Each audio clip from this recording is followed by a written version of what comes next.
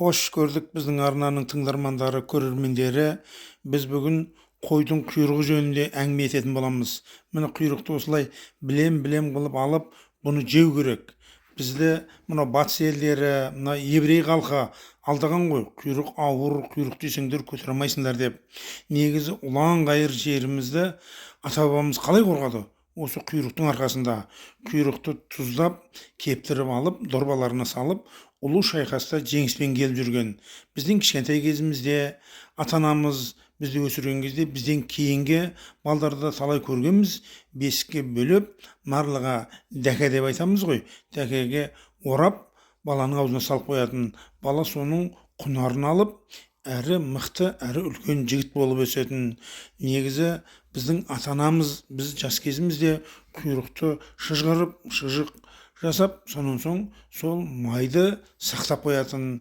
Қыстың күндері күн суығанда тұмауратып қалсақ, ауырып қалсақ, сол құйрықты үстімізге сылап, бізді серлетіп жаздырып алушы еді. Негізі бұл құйрықтың сондай емділігі адамның бойындағы 100 ауруға қарсы тұрады. Бұл еврейлер менен батыстың елдері бізді алдаған ғой. Құйрық негізі ішіге түскен вирустың бәрін тазалап жеп қояды.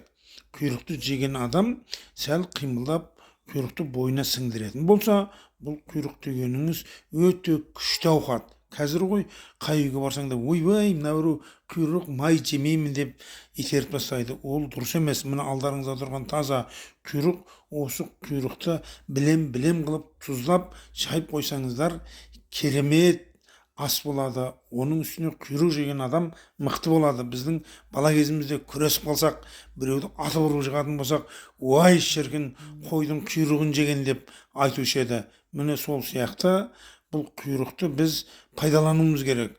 Құйрықты пайдаланбасақ, мынау болмайды. Балдар қазір жейтіндері тек осы Қытайдың лапшасы, ана бигбон дейді ғой, шетіндері кола, бұның бәрі химиясы көп, өте адамның денсаулығына зиян нәрсе.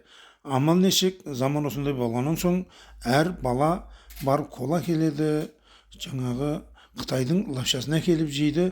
Бұның ешқандай құнары жоқ. Мынау енді құйрық салған, ет салған ауқаттарды көрсе, ой деп теріс айланады. Сондықтан қымбатты бауырларым, қымбатты ағайындар, қымбатты қазақ елінің азаматтары, балдарды кішкене тұрыс тамақтандырып, балдардың болашақтағы денсаулығына осы бастан біз көз жүгіртуіміз керек. Қазір мынау телефон дегенде бір өзі заманы сондай болып тұр ғой, әлі тілі шықпаған балдар қолдарына жападай телефон алып жүгіріп жүреді. Оның бәрі анау миды құрғатып жатыр.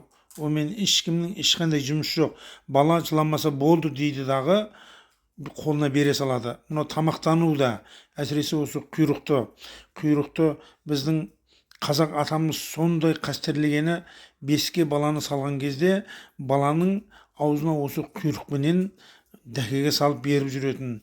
Кейін өсе келген кезде бізге ата-анамыз, әке шешеміз құйрық жегізіп, тамақ асқан кезде міндетті түрде бір қолдарына толтырып тұрып, аузымызға салып жіберуші еді.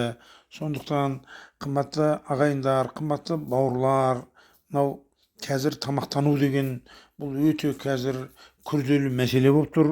Көп балалар мынау алдағы жападай қылып донер дейді, не болмаса жаңағы түрлі көп шығып кетті ғой. Оның іші тола майонез.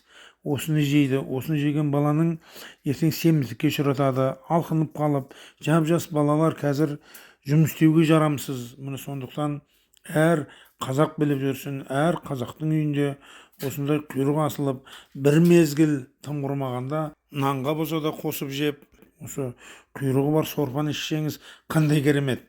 Ешқандай қыстың күндері сізді суық алмайды, тұмау алмайды. Бұл мынау біздің қазағымызда мықты болмасын, денсаулықтары күшті болып кетті деп, мына батыс пенен еврей халқының істеп отырған бұл құйтырқы әрекеті. Еврейлердің 90% қант ауруымен, сахармен ауырады екен. Себебі олар біз сияқты құйрық жеп ет жемегеннен соң сондай болады екен. Бұл ауруды медицинада еврейлердің ауру деп атайды екен.